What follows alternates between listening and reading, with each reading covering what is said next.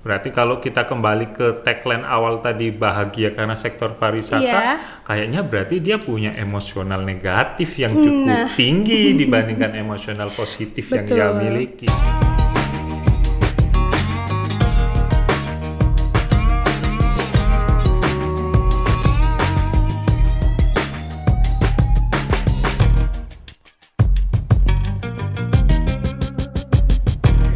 Oke, Assalamualaikum warahmatullahi wabarakatuh. Selamat sore semuanya. Kita ketemu lagi di podcast FISIP, Fakultas Ilmu Sosial dan Ilmu Budaya Universitas Trunojoyo, Madura. Oke, saya Hera yang akan nge-hostin podcast kali ini dengan dosen muda di sebelah saya. Jadi beliau adalah Pak Fandi. Ya, beliau punya banyak banget gelar. Tidak hanya basic psikologi aja ya Mas Fandi ya, tapi juga plus di ilmu kesehatan. Beliau juga magister kesehatan, ilmu kesehatan, betul ya? Terus magister juga psikologi. Nah, hari ini kita mau ngobrolin tentang topik yang menyenangkan. Jadi topiknya adalah pariwisata. Nah, Pak Fandi ini sebenarnya bukan asli Madura ya Pak Fandi? Bukan Sidoarjo. Asli Sidoarjo. Tapi beliau sekarang punya mimpi untuk gimana sih caranya ngembangin dan ngebesarin pariwisata yang ada di Madura. Oke, kita lanjut aja ya langsung dengan Pak Fandi. Oke Pak Fandi, mungkin bisa diceritakan nih apa sih sebenarnya yang membuat orang akhirnya tertarik untuk berkunjung atau datang ke Madura. Karena kalau dulu mungkin Madura itu sama sekali nggak dilihat, betul nggak sih Mas Fandi? Yeah. Oke. Dan ternyata waktu saya di sini juga, saya juga bukan orang Madura nih ceritanya gitu kan. Bukan orang Madura, yang ternyata pada saat saya betul kesini, saya ngeliat di Madura tuh pantainya indahnya luar biasa teman-teman. Oke Mas Fandi silahkan. Yeah. Terima kasih Bu Hera. Ya, ini cukup menarik gitu ya, bicara tentang pariwisata Madura. Iya. Kalau saya bisa bilang itu, saya memberikan sebuah nama itu ya, bahagia karena pariwisata Madura begitu. Okay. Kenapa kita harus bahagia karena pariwisata Madura? Ada beberapa hal yang harus kita lihat gitu ya, di dalam konteks kepariwisataan ini gitu. Bahagia itu mungkin identik dengan orang yang melakukan perjalanan wisata ya. Betul. Atau seorang wisatawan begitu. Tetapi menurut saya bahagia itu harus juga dirasakan oleh semua pihak ketika bicara tentang sektor pariwisata khususnya di Madura. Tidak hanya wisatawan dari luar, tidak hanya kemudian pemerintah sebagai pengelola juga, atau mungkin personal individu dalam pengelolaan sektor pariwisata. Tetapi masyarakat juga harus merasakan kebahagiaan itu, begitu. Betul. Kalau kita lihat bicara tentang kebahagiaan itu kan secara definisi saja orang dikatakan bahagia, begitu ya. Kalau kemudian dia mampu untuk memiliki gitu ya emosi positif yang tinggi, kemudian emosi negatifnya rendah, kemudian pengalaman-pengalaman masa lalu yang diubah menjadi suatu hal yang baik atau positif begitu ya. Nah, inilah yang menjadi titik poin menurut saya kalau kemudian sektor pariwisata di Madura ini agar kemudian bisa berkembang begitu. Nah, kalau tadi ditanya oleh Bu Hera kemudian bagaimana masyarakat kemudian bisa tertarik dengan sektor pariwisata di Madura begitu ya. Saya sama dengan Bu Hera, bukan orang Madura begitu. Saya orang Sidoarjo, kemudian ketepatan tinggal sekarang di Bangkalan. Orang Madura ya. Orang Madura begitu. Kemudian mencoba untuk memahami karakteristik budaya dan kemudian sektor pariwisata di Madura begitu. Memang bisa dibilang sektor pariwisata di Madura sekarang sangat ngehits gitu ya, saya bilang ngehits. Tetapi paradigma negatif itu juga melekat di sana begitu. Nah, paradigma negatif ini kemudian yang harusnya kita ubah gitu ya, agar kemudian menjadi sesuatu hal yang positif. Kalau tadi bilang emosionalnya harus positif, biar kemudian orang itu bahagia ya paling tidak begitu ya. Kemudian pariwisata yang ada di Madura ini bisa menjadi suatu hal yang tadi bahagia untuk semuanya begitu. Jadi kalau kemudian indah, ya betul indah, dan realitanya sekarang tidak hanya wisatawan lokal ya, mancanegara pun sudah banyak, bahkan ribuan yang datang ke Madura, khususnya di Sumeneb, di kawasan kepulauan. Itu datanya bisa di atas 1.500 per tahun. Itu gitu. di Sumeneb ya, di Sumeneb. Pak Fandi ya. Itu contoh gitu ya. Dan kemudian kebijakan pemerintah daerah gitu di provinsi juga menjadikan Madura dan khususnya Sumeneb itu juga menjadi tujuan atau kawasan tambahan untuk wisatawan mancanegara yang ingin datang ke Bali. Jadi kalau mereka mau transit lewat Surabaya atau bandara di Surabaya, sebelum mereka naik darat ke Bali gitu ya, mereka harus biasanya kan berhenti di Malang, di Probolinggo, kemudian ke Banyuwangi. Betul. Nah sekarang juga diarahkan juga ke kawasan gitu ya. Maddura. Jadi alternatif baru. Betul. Iya, betul. Nah, karena ini juga sih Mas Fandi. Jadi kalau misalnya ikonnya Madura itu kan sudah jelas ya. Orang kalau ke Jawa Timur tuh beberapa pilihan yang pingin dia lihat adalah salah satunya adalah Suramadu. Itu juga sih kalau saudara saya misalnya dari jauh datang gitu, dari Medan datang gitu tuh, pingin kemana? Yuk jalan-jalan ke Suramadu gitu kan. Terus kita ngelewatin Suramadu. Terus apalagi nih kira-kira pernah dengar loh bebek Sinjai katanya enak. Jadi kan sebenarnya sudah ada ikonnya jelas gitu ya. Terus kulinernya juga jelas, bebeknya dan memang masakan orang Madura selama kita di sini tuh enak loh teman-teman gitu kan. Tetapi mungkin ya tadi ya Mas Fandi ada stigma mungkin ya negatif yang juga masih melekat ya di Madura. Nah Mas Fandi ini kan juga salah satu dosen psikologi lingkungan. Jadi beliau ini juga ngaduk-ngaduk nih tentang hal-hal jadi kaitannya dengan lingkungan, salah satunya adalah lingkungan Madura. Oke, silahkan Mas Fandi. Iya. Betul Bu Hera, jadi kalau kita lihat bicara pariwisata itu tidak lepas dengan lingkungan begitu betul. Ya. Nah ketika bicara lingkungan berarti kita juga harus bicara tidak hanya lokasi atau bahkan pengelolaan sektor pariwisata, tetapi lingkungan itu juga mencakup masyarakat yang ada di sana kan, sehingga ini menjadi penting begitu. Banyak beberapa kasus begitu terjadi penolakan pengembangan sektor pariwisata dikarenakan kemudian masyarakat yang merasa tidak mendapatkan nilai positif dari adanya sektor pariwisata. Berarti kalau kita kembali ke tagline awal tadi, bahagia karena sektor pariwisata, kayaknya berarti dia punya emosional negatif yang cukup tinggi dibandingkan emosional positif yang dia miliki. Oleh sebab itu kemudian perlu masyarakat diajak bersama untuk kemudian mengelola pariwisata. Seandainya tidak mengelola pun mereka juga harus diajak untuk berperan serta dalam kemudian memberikan sumbangsi pemikirannya tentang pengelolaan sektor pariwisata itu, agar kemudian masyarakat tidak merasa dirugikan gitu ya. Sejauh ini kan bicara pariwisata itu selalu bicara keuntungan kan begitu. Betul, sehingga masyarakat itu pasti akan merasa merasa untuk kemudian diajak ketika juga mereka merasa keuntungan itu gitu loh. Hal negatif itu saya rasa semua kebijakan, semua peraturan pasti ada nilai positif negatif. Pentingnya orang bicara bahagia dalam konteks psikologi emosional positifnya ditinggikan itu kan ketika dia mampu untuk menetralisir kemudian emosi-emosi negatif dari faktor-faktor situasi negatif di sektor pariwisata itu kan begitu. Sehingga kemudian lingkungan ini juga harus kemudian mengikut sertakan masyarakat begitu ya dalam pengelolaan sektor pariwisata. Mungkin seperti itu Bu. Gitu ya. Mas Fandi, karena sebenarnya SDA-nya udah ada nih Madura ya, tinggal mungkin bagaimana ngebangun SDM-nya Mas Fandi ya. Nah, terus Mas Fandi terkait juga masih dengan pariwisata. Kira-kira sebagai mahasiswa, dosen gitu kan di sini, kontribusi apa sih yang sudah diberikan untuk kemajuan pariwisata, khususnya pariwisata Madura? Ya, oke. Kita sebagai akademisi nih, perannya apa sih di dalam sektor khususnya di Madura? Betul gitu. Saya pernah sampai ke Pulau Talango, Bu. Gitu. Nah, di sana saya memberikan sosialisasi tentang pengelolaan sektor pariwisata. Wah, itu di mana itu Pulau Talango? Mungkin bisa dijelaskan ini Mas Wandi. Ya, ini di Sumeneb begitu ya. Sumeneb.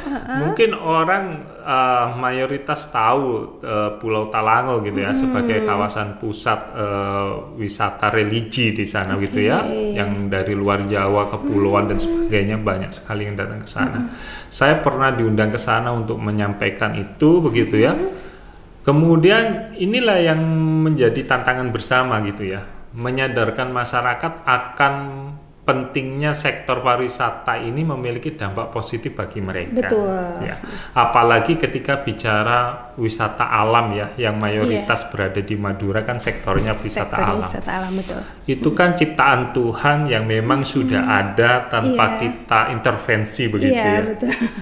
Kalau kemudian itu memang dari Tuhan begitu, berarti sudah ada potensi yang apa ya secara logis itu sudah ada ya, tinggal kita manfaatkan begitu kan. Sehingga kemudian kita sebagai dosen perlu kemudian untuk memberikan edukasi juga kepada masyarakat bahwasanya sektor pariwisata itu banyak manfaatnya. Betul. Kalau hanya berpikir negatifnya juga tetap ada begitu. Tapi bagaimana menetralisir hal-hal negatif itu? Mungkin melalui kebijakan atau intervensi kebijakan gitu ya. Atau juga kemudian aturan yang dibuat oleh masyarakat sendiri ketika wisatawan datang misalkan ya, misalkan cara berpakaian, oh ini etisnya harus seperti harus ini. Kayak gini itu gitu harusnya ya. Sudah ada dari awal kan. Betul. Jadi wisatawan yang datang mereka sudah tahu, oh kalau saya berwisata ke sana berarti saya harus berpakaian seperti ini nih. Sama kayak kalau kita misalnya ke Paris, Parangtritis, nggak boleh tuh pakai baju hijau, hati-hati gitu ya Mas Andi ya. Oke. Betul, jadi kita harus juga mengedukasi itu. Kalau kemudian bicara tentang riset mungkin ya banyak ya riset yang dilakukan dan itu ya mayoritas begitu ya, mayoritas daripada riset yang ada memang saya mengambil sampel kurang lebih 400 responden di 4 kabupaten. Ketika saya tanya apakah potensi pariwisata itu layak untuk dikembangkan, mayoritas di atas 60% menjawab layak begitu. Kalau ditanya apakah masih banyak dampak positif daripada negatifnya, dan mayoritas juga di atas 80% mengatakan iya begitu. Betul. Artinya paradigma negatif itu ada tapi tidak mendominasi. Tapi banyak disuarakan kan begitu. Ketika banyak disuarakan itu kemudian bagaimana kita juga sebagai akademisi kemudian menunjukkan ini loh risetnya begitu loh. Kita punya data yang menunjukkan tidak seperti itu, sehingga kita bisa berkontribusi lebih melalui riset dan juga mungkin edukasi yang kita berikan kepada masyarakat. Betul Mas Wandi, dan itu juga yang kita lakukan sih ya, meskipun bukan orang Madura. Dan di awal kita itu sudah punya stigma nih, nggak terlalu bagus nih jujur ya tentang Madura ya, identik sama caro, terus orangnya pasti keras-keras, karena mungkin yang kita lihat itu segelintir teman-teman Madura yang ada di sekitaran kita di daerah kita asal gitu, sehingga PR kita pada saat kita sudah menginjakan kaki di Madura itu selalu menginformasikan, bicarakan hal-hal yang baik tentang Madura. Ternyata Madura itu tidak seperti stigma awal kita loh. Saya selama di sini nggak pernah loh lihat carok gitu kan, dan orang-orang di sini luar biasa baiknya, bahkan kalau kita sudah kenal gitu ya, bahkan dia jauh lebih baik daripada mungkin saudara-saudara kita gitu ya Mas Wandi ya. Berarti sebenarnya SDA-nya sudah ada, SDM-nya sebenarnya sudah oke, hanya mungkin tinggal didampingin terus kali ya Mas Wandi ya. Tinggal kita gimana bisa untuk mendampingi mereka begitu ya. Nah Mas Wandi bicara tentang, jadi kan ini nggak mungkin kalau kita ngomongin tentang pariwisata, ini kan sesuatu yang holistik ya. Iya. Tidak hanya satu masyarakat aja nih yang harus berkembang, pemerintah bagian mana Iya. nih, tapi kan banyak. Nah, kira-kira mungkin kontribusi besar dari pemerintah atau dari masyarakat sih yang mungkin harus lebih dominan, atau mungkin pemerintah dari sektor pariwisata atau mungkin dari sektor dinas terkait yang mana itu, Mas Fandi? Ya, bicara pariwisata ini memang banyak hal yang harus dianalisis begitu ya. Betul. Kita sebagai orang psikologi mungkin tidak bisa mencakup semua bidang itu begitu ya. Ada pemerintah di dalamnya, ada masyarakat di sana, ada swasta di sana begitu ya. Kemudian kita bagaimana bisa menyamakan persepsi itu kan yang susah begitu ya. Merubah persepsi itu bukan juga susah begitu. Tetapi paling sederhana menurut saya adalah ketika ada potensi yang ada, entah itu dikelola oleh pemerintah, entah itu dikelola oleh swasta atau dikelola individu di dalamnya. Tetapi yang paling penting adalah kemudian kebersamaan di dalam kawasan itu yang kemudian harus dibangun begitu. Nah, pemerintah daerah sebagai pemilik wewenang atas sebuah wilayah itu harus sejak awal ikut serta di dalamnya, berperan serta begitu. Jangan sampai kemudian banyak sekali permasalahan yang dimunculkan kemudian tidak tidak sebagai penengah begitu, karena pemerintah ini yang bagaimanapun yang menjadi penengah di antara segala bentuk situasi jika tidak diharapkan begitu di sektor pariwisata, sehingga kemudian masyarakat harus juga diperhatikan begitu, sehingga ketika kita bicara kemudian ini bersifat holistik dan semua bisa memiliki perannya masing-masing, itu bisa terjaga gitu loh. Kalau kemudian ada yang memang sejak awal sudah memberikan koridor begitu ya, oleh dilakukan pemerintah sebagai, ya saya bilang ya mereka sebagai punggawa gitu loh. Mau itu milik swasta pun atau milik perseorangan, pemerintah bisa hadir melalui peraturan daerah ketika ingin memberikan intervensi, baik itu secara positif ya tentang pengelolaan sektor pariwisata. Misalkan di kesehatan saja kita juga melakukan pemeriksaan tentang sarana prasarana kesehatan begitu ya. Artinya siapa pemiliknya pun pemerintah hadir di dalamnya, sehingga kemudian pemerintah harus sejak awal tahu mengidentifikasi. Sekarang kan lagi tren nih bagaimana kemudian melakukan mapping pariwisata oleh pemerintah daerah. Ya itu kan contoh pemerintah daerah hadir untuk semua kawasan. Nah, apalagi di sektor pariwisata yang lagi ngehits terus. Iya, betul banget ini, karena sekarang itu rekreasi sudah bukan kebutuhan tersier kayak ya. Sudah masuk kebutuhan primer nih. Oke, akhir dari podcast kita nanti Mas Fandi mau cerita. Mas Fandi, sekarang beberapa pariwisata yang lagi ngehits di Madura tuh apa sih, Mas Fandi? Oke. Kita bicara pariwisata yang ngehits di Madura begitu ya.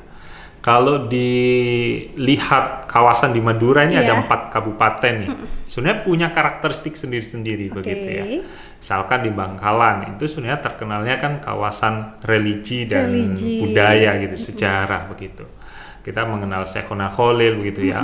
Kemudian ada wisata ngehits ya, Bukit Jadi itu sebenarnya juga ngehits juga. Banyak sekali artis atau vlogger juga yang datang, yang datang ke sana begitu ya. Itu hal yang menarik di Bangkalan begitu. Dan juga muncul lagi kawasan beberapa pantai di kawasan utara Bangkalan ya, di Tanjung Bumi, kemudian ada di Kelampis ya. Itu banyak sekali bermunculan pariwisata baru. Yaitu saya bilang kita sudah dianugerahi tempat alam yang indah, tinggal kemudian bagaimana kita kelola begitu ya. Itu di kawasan Bangkalan. Kemudian di Sampang itu juga sama, ada wisata sejarah dan juga religi begitu ya, dan juga wisata alam. Kemudian di Pamekasan juga sama, dan di Sumeneb juga ditambah dengan wisata modern juga. Nah, kalau di Sumeneb paling hits kan memang di Pantai Sembilan, di Laba gitu ya. Itu kawasan mungkin tidak lagi nasional ya, bisa jadi itu sudah internasional. Banyak sekali wisatawan mancanegara yang yang hadir ke sana. Bahkan saya menemukan beberapa kali itu ya backpacker misalnya mancanegara yang ke sana gitu ya. Oh gitu. Iya, jadi naik angkutan umum itu dari perjalanannya lumayan ya Mas Fandi. Turun di Tangkel, di Bangkalan, terus oper lagi ke sana. Menurut saya berarti kan tidak hanya kemudian mereka yang difasilitasi ya, tapi mereka yang juga suka untuk backpacker itu juga mereka tahu gitu loh kawasan Sumeneb, apalagi kemudian ada pulau yang memang kadar oksigennya nomor 2 ya di dunia gitu ya. Nah, itu juga menjadi daya tarik tersendiri begitu. Tinggal kemudian ngehitsnya ini ya bagaimana kemudian bisa menjadi citra yang positif. Nah, citra positif inilah yang kemudian menjadi tanggung jawab sebenarnya bukan pengelola tapi juga masyarakat. Karena kan mobilitas wisatawan itu mereka tidak hanya di tempat tempat wisata, tetapi mereka melakukan akses perjalanan saja itu sudah juga mereka bisa melihat bagaimana budaya masyarakat, perilaku masyarakat. Ketika citra positif itu ada, saya rasa semua akan tertarik datang ke Madura. Sehingga bahagia itu bukan milik wisatawan, tapi milik masyarakat juga. Bisa mensejahterakan masyarakat ya. Jadi sebenarnya penting banget untuk semua kita yang ada di Madura ini bisa jadi marketing untuk pariwisata yang ada di Madura nih. Oke, Mas Fandi luar biasa, senang banget gitu ya sudah kita ngobrol hari ini. Semoga di lain waktu, di lain podcast kita gitu ya, Mas Fandi, saya yang manggil Mas karena usianya jauh nih di bawah saya gitu kan. Kita ngobrolin topik-topik lain yang lebih menarik lagi.